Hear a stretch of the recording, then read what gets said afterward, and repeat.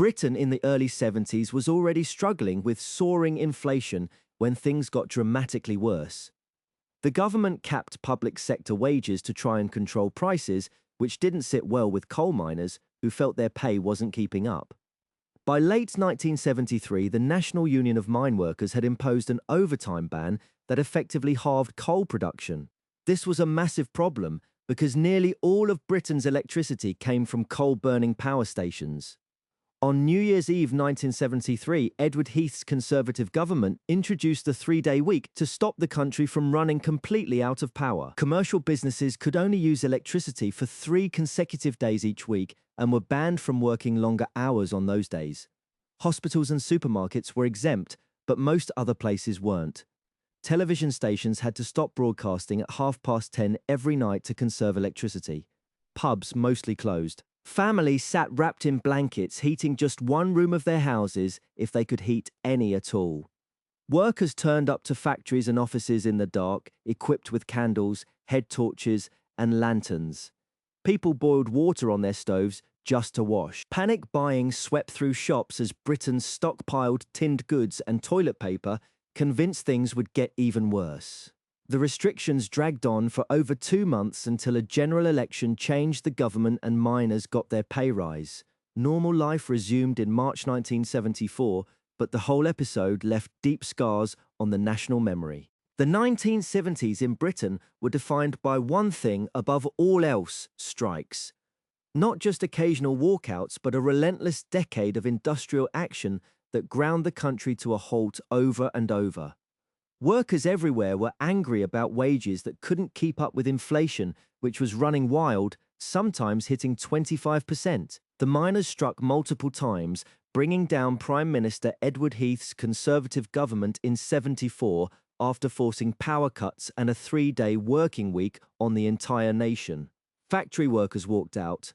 Lorry drivers refused to deliver goods, even grave diggers downed tools. By the winter of 78 to 79, what became known as the Winter of Discontent, the strikes had spread to almost every corner of public life.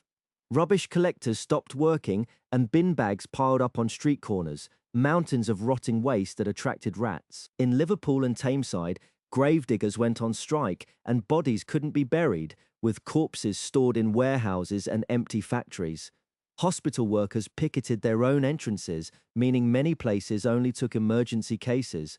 Petrol station forecourts sat empty as tanker drivers struck. For months, picket lines and uncollected rubbish were just part of the landscape, something you walked past on your way to work. Britain had been using the same currency system since basically the Roman Empire, and on the 15th of February 1971, the government decided to bin the whole thing in a single day. They called it Decimal Day. The old system split the pound into 20 shillings of 12 pence each, which meant you needed to be reasonably good at mental arithmetic just to buy groceries. The new system was dead simple by comparison. 100 new pence to the pound, but getting there required every bank in the country to close for 4 days while clerks converted millions of accounts by hand. When the doors reopened on Monday morning, every price tag, every till, every coin in every pocket meant something different. The government had been preparing people for years, releasing some of the new coins early, and running a massive publicity campaign that included a song by Max Bygraves and a TV drama called Granny Gets the Point, which tells you everything you need to know about who they expected to struggle. Pensioners hated it, and some shoppers initially paid in the wrong coins or demanded change in old money they could actually understand. Shop assistants had conversion tables taped to their registers, and for months prices were listed in both currencies to prevent total confusion. The old sixpence, worth 2.5 new pence, stayed in circulation until 1990 because people campaigned to keep it. Despite the mess, the changeover went surprisingly smoothly, mainly because younger people adapted quickly and most shopkeepers were honest about not using the confusion to jack up prices. Within 2 weeks, most of the old coins had disappeared from circulation. Glam Rock kicked off properly in March 1971, when Mark Bolan appeared on Top of the Pops wearing glitter and satin to perform Hot Love. This was the moment that changed everything.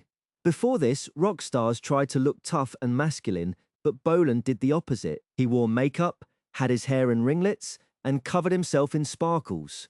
Within months, other acts were copying the look. David Bowie took it further with his Ziggy Stardust persona, a fictional alien rock star who wore bright orange hair dye and full makeup. When Bowie performed Starman on Top of the Pops in 1972 and draped his arm around guitarist Mick Ronson's shoulder, parents across Britain were properly horrified. The look was all about platform shoes, sometimes 6 inches high, gold and silver lame jumpsuits, feather boas, and enough glitter to blind someone. Slade, The Sweet, and Gary Glitter all jumped on the bandwagon, each with their own version of the style. The music itself was straightforward pop with a heavy beat, nothing complex, but that didn't matter. What mattered was the spectacle. These were men wearing more makeup than their mothers, dressing in clothes that looked feminine and strutting about like peacocks. Top of the Pops became essential viewing because you never knew what outrageous outfit someone would turn up in next. It was camp, theatrical, and completely over the top, and for a few years it absolutely dominated British pop culture. Punk erupted in Britain in 1976 like a bottle through a shop window. The Sex Pistols started small, playing grotty venues and art school parties, but once they hit mainstream telly, it became something massive. Malcolm McLaren assembled the band from faces around his fetish shop Sex on the King's Road. He handpicked the members, including a snarling bloke called John Lydon, who he renamed Johnny Rotten because of his rotten teeth.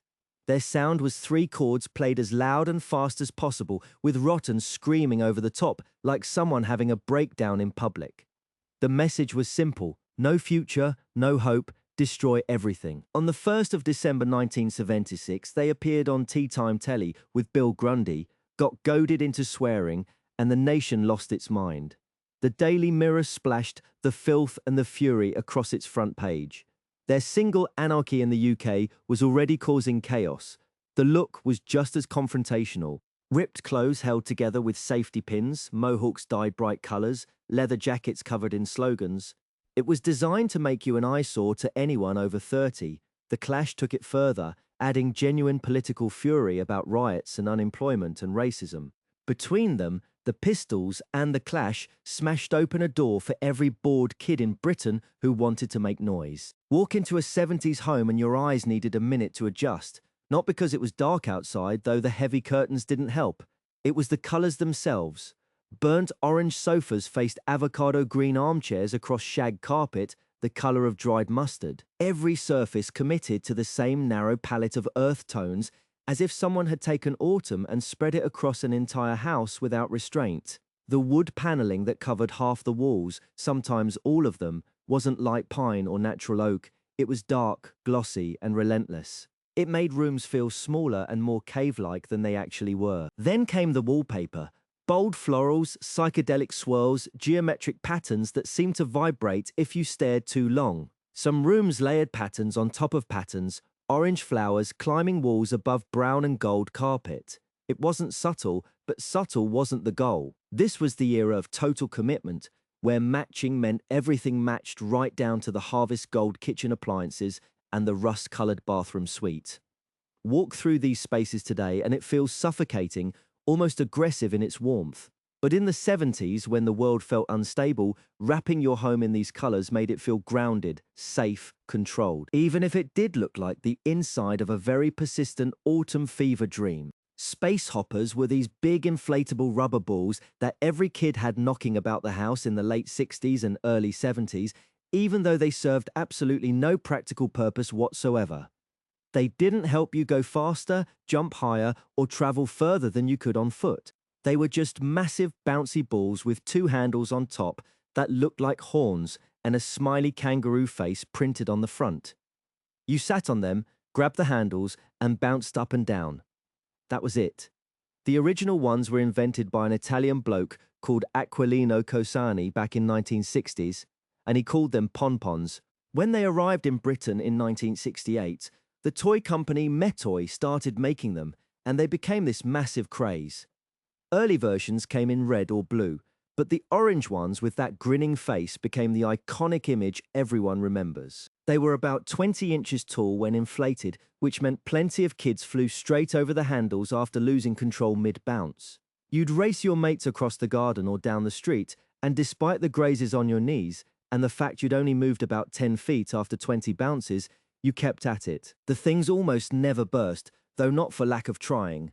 Later on, they made versions with Disney characters molded onto them. But nothing beat that original orange hopper with its dopey smile, watching you bounce yourself into exhaustion. In the early 70s, trousers and shoes underwent a transformation that feels almost comical when you look back at photographs now. Flares, also called bell-bottoms, started tight at the hips and thighs, then widened dramatically from the knee downward, sometimes reaching 25 or 26 inches across at the hem. The competition among young people was to see who could get the widest flares, and you would genuinely look like you had bells attached to your legs when you walked.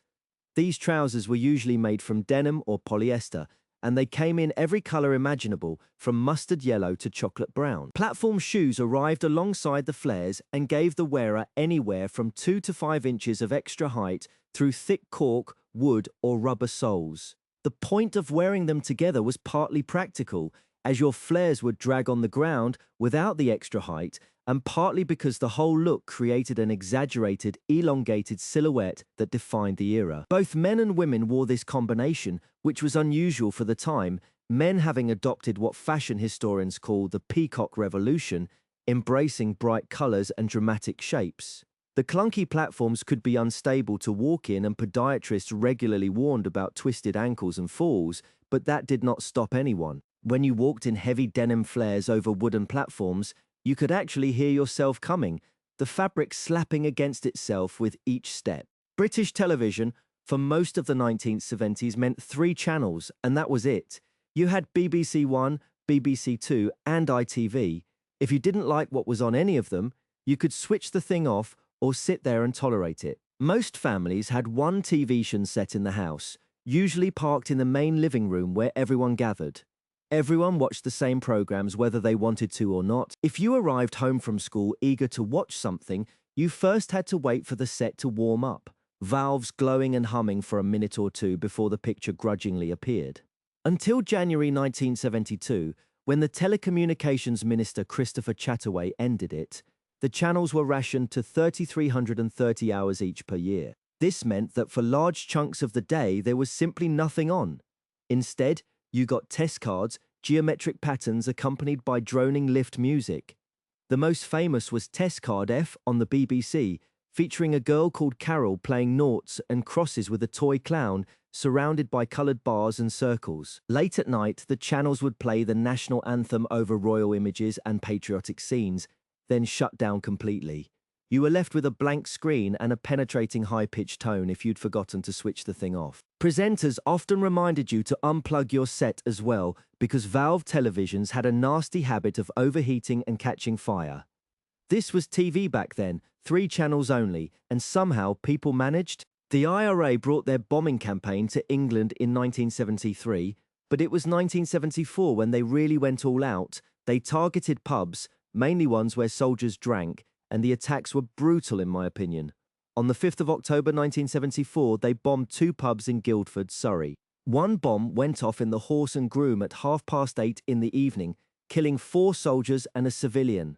Then 30 minutes later, a second bomb exploded at the 7 Stars pub. 65 people were injured in total from both explosions. The bombers used time bombs with gelignite and were meant to give warnings, but the warnings either came too late or were too vague.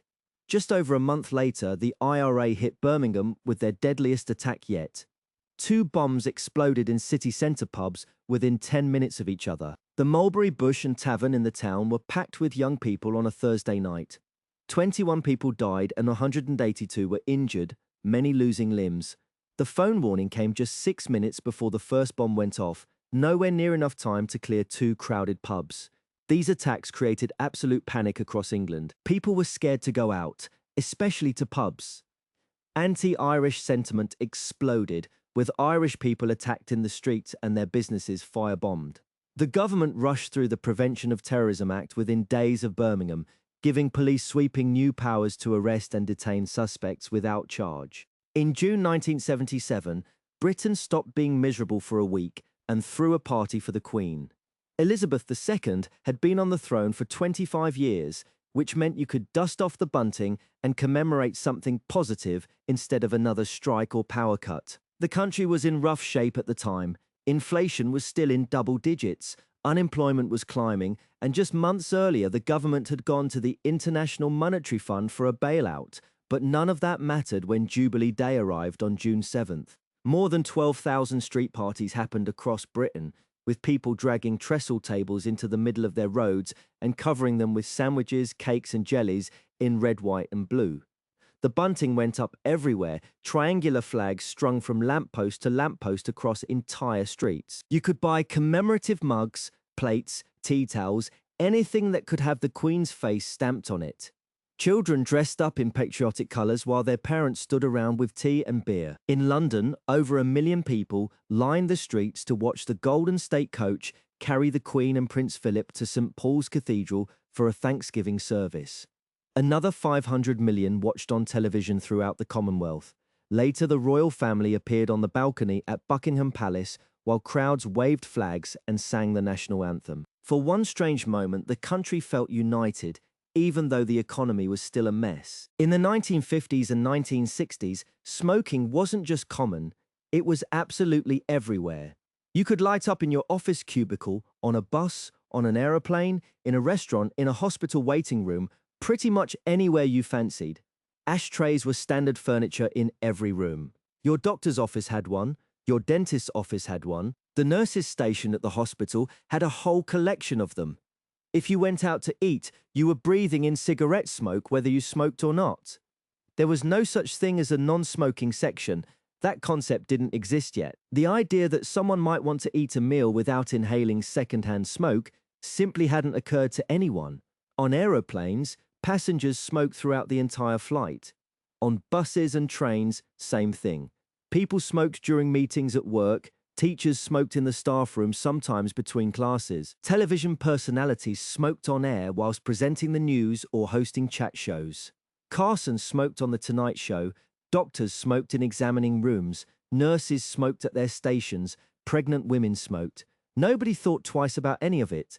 The cigarette machines in public spaces had a warning telling minors not to use them, but it was never enforced. An 18-year-old could easily have a 2-pack a day habit by then.